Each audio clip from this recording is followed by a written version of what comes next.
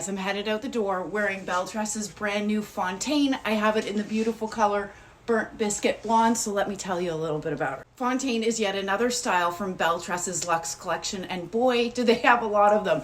The Luxe collection is that collection with all the bells and whistles, 100% hand-tied, full monofilament top, extended lace running all the way around the ear tabs. Let me lift it up so that you guys can see that. Let me share with you a couple of things. Number one, many of the styles within the Luxe collection would be what I would consider lower density styles. I would describe Fontaine as having medium density. It's not too much, but oftentimes when you have a style with long lengths at the front without any shorter layers, sometimes you get a little bit of heaviness at the front, and I am experiencing that. So if you are brand new to wearing wigs, you may find this to be a little bit too much, but if you've been wearing wigs for a while, I think that you would be incredibly comfortable in this piece. Second important thing that I wanted to share with you is that I have reviewed almost all of the Luxe collection of wigs, and they have been bringing the styles out over time. The initial ones that they launched, I found that these caps were incredibly generous. They're all coded as average size caps, but what I have been finding, and I'm not sure if it's my mind playing tricks on me, the most recent styles that are coming out within the Luxe collection, the caps feel more true to average than the initial ones that they launched within the Luxe collection. So for example, with Fontaine, I'm finding for my 22-inch circumference head, I'm finding that it's fitting me perfect. Whereas the caps that were of the styles that were originally released felt incredibly generous. I also wanted to point out this lift, okay? I did nothing to this style. So this is a lift that has been baked into the fibers, all right? You may love it, you may not.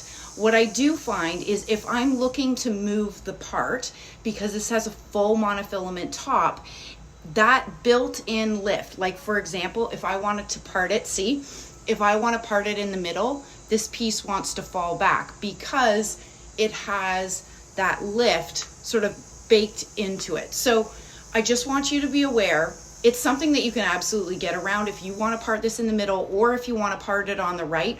All you'd need to do is use some heat and your heat tools to redirect the fibers in the direction that you want.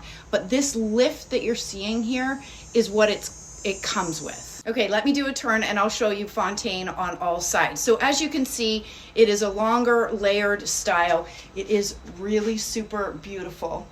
And then the back, and you've got incredible hair movement in part because of that 100% hand-tied cap, right? So if you're looking for a style that you can wear in half up, half down, this type of a cap construction being 100% hand-tied is a great one to consider because you're never going to see the wefting because there is none. And as I mentioned earlier, I have Fontaine in Burnt Biscuit Blonde. It is one of the most beautiful blondes in their Luxe collection of wigs. So as a reminder for you, when you're looking at Belle Tress wigs, they have their own colors specifically for the Luxe collection and a different set of colors for their City collection. And given many of you are new to the Belle Tress colors, specifically in the Luxe and the City collection, I get this question all the time. Erin, what Belle Tress color within the Luxe collection is most similar to Raquel Welch's Shaded Biscuit? So I grabbed Raquel Welch's Straight Up with a Twist in Shaded Biscuit so that you guys can see the incredible similarities between Raquel Welch's Shaded Biscuit and Belle Tress's Burnt Biscuit Blonde. It's beautiful, right? They're almost identical. All over, Fontaine has an average length of 18 inches. The sides range between 11 and 16 inches. And the nape, which is measured from here down, ranges between 11 and 12 inches. And then altogether, this piece weighs 5.5 ounces. All right, let me take her off so that I can show you the inside of the cap. And if you're new to wearing wigs, do you find how weird it is that we refer to wigs as she? I know I did at the beginning. I thought it was weird. And so every time now when I refer to my wig as she, I chuckle to myself. Sorry, I digress a little bit. Here's the inside of Fontaine. You've got that full monofilament top, the lace front that runs not only into the ear tabs, but around the ear tabs. If you did want to place tape, you could place it in this spot. You've got 100% hand-tied cap, so there's no permatease in Fontaine. So I would describe this sort of as a mini extended nape, and then you've got bra strap-like adjusters. But look at the placement that I have. I mentioned earlier that this particular cap is fitting me true to average.